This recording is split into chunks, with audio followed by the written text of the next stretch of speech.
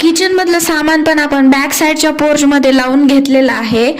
इथे कपाट वगैरे मी भाजीपाला घेऊन आले आता आणि किचन पूर्ण मोकळं झालेलं आहे. मशीन पण आलेलं आहे आणि त्यांचं काम सुरू आहे. हे बघा असं दिसतंय हे मशीन आणि खूप जड आहे, पूर्ण इलेक्ट्रिक मशीन आहे ते.